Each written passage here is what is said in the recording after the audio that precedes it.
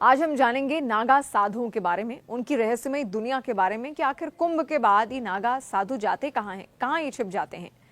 त्रिवेणी में कल कल बहती गंगा, यमुना और अदृश्य सरस्वती नदी की धारा, और उस धारा में डुबकी लगाते नागा सन्यासी, पूरे शरीर पर भस्म लपेटे दिख रहे नागा सन्यासी कुंभ महापर्व का सबसे बड़ा आकर्षण होते हैं। ये साधु संत कुंभ के मौके पर ही दुनिया के सामने आते हैं, पर जैसे ही कुंभ का मेला खत्म होता है, नागा सन्यासी आम लोगों की नजरों से ओझल हो जाते हैं। ऐसे में पूरी दुनिया ये जानना चाहती है कि ये नागा साधु संत आखिर कुंभ के बाद और पहले कहाँ रहते थे, और कुंभ खत्म होते ही संतों की टोली आखिर कहाँ चली जाती है। नागा साधुओं को करीब से जानने वाले ये बताते हैं कि कुंभ खत्म होने के बाद कुछ नागा संत साधना के लिए पहाड़ और कंदराओं में चले जाते हैं, जबकि कुछ अपने अखाड़ों में लौट आते हैं। इसके अलावा कुछ युवा नागा साधु ऐसे भी होते हैं जो दिगंबर रूप छोड़कर एक वस्त्र पहनकर समाज को धर्म और आध्यात्म से जोड़ने में जुट जाते हैं, पर जब साधना का वक्त होता है तो वो दिगंबर रूप में ही रहते हैं। ऐसी कई धारणाएं हैं जिसमें नागा साधु और संत कुंभ मेले में गंगा स्नान करने आते हैं और मेला खत्म होते ही हिमालय की पहाड़ियों और निर्जन जंगलों में चले जाते हैं। कुछ लोग ये भी मानते हैं कि नागा साधु उन शमशानों के आसपास गुफा बनाकर रहते हैं जहां तक किसी सामान्य इंसान की पहुंच नहीं होती, क्योंकि नागा साधु संत सांसारिक मोह माया से दूर रहते हैं। ये भी मान्यता है कि नागा साधु नग्न अवस्था में ही रहते हैं और मांस मदिरा भी पीते हैं। इनके पूजा पाठ में शव अहम हिस्सा होता है। इसी वजह से ये नागा साधु शहरों में नजर नहीं आते। ये भी कहा जाता है कि नागा साधु किसी भी एक जगह पर टिकते नहीं हैं। ये एक वीरान इलाके से दूसरे सुनसान इलाकों तक भटकते रहते हैं, और इसी वजह से इन्हें सामान्य लोगों के बीच नहीं देखा जाता।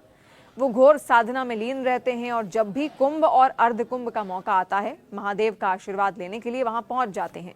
माना जाता है कि नागा बाबाओं ने समाज से अलग रहने और साधना में जीवन बिताने का संकल्प ले रखा है, इसीलिए वो भीड़ से दूर एकांत में रहना पसंद करते हैं।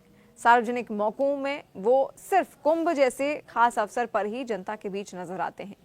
नागा बाबा शिव भक्त होते हैं और उनके लिए कुंभ मेला खास मौका होता है। कुंभ मेले में अलग अलग अखाड़ों के साधु संत एक दूसरे से मिलते हैं, अपने विचार साझा करते हैं और अपना सामाजिक बंधन मजबूत करते हैं। कुंभ मेले के दौरान नागा बाबाओं को अपनी परंपरा, ज्ञान और साधना का प्रदर्शन करने का अवसर भी मिलता है। कुंभ मेले में गंगा, यमुना और सरस्वती के संगम में शाही स्नान का खास महत्व होता है। ये स्नान आत्मा को शुद्ध करने और मोक्ष हासिल करने का जरिया माना जाता है।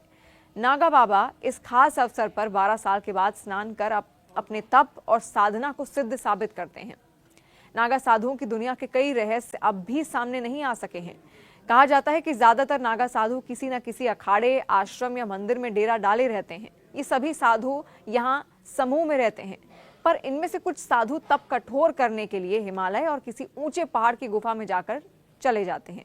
इनमें से कई अखाड़े के नागा साधु पैदल घूमते हुए भिक्षाटन भी करते हैं। शरीर पर भस्म, माथे पर तिलक, सिर पर जटा, हाथों में त्रिशूल और आंखों में गुस्सा इन नागा साधुओं की सबसे बड़ी पहचान है। महाकुंभ के पवित्र दिनों में ये नागा साधु पवित्र संगम में शाही स्नान करते हैं और फिर अगले ठिकाने की ओर बढ़ जाते हैं। मान्यताओं के अनुसार नागा साधु हिमालय की गुफा या एकांत जगहों पर रहना पसंद करते हैं। कई साधु अखाड़ों में भी धुनी रमाते देखे जाते हैं, पर ज्यादातर नागा साधु भीड़भाड़ से दूर शांत और अकेली जगह पर रहकर ईश्वर की सेवा में ध्यान लगाते हैं।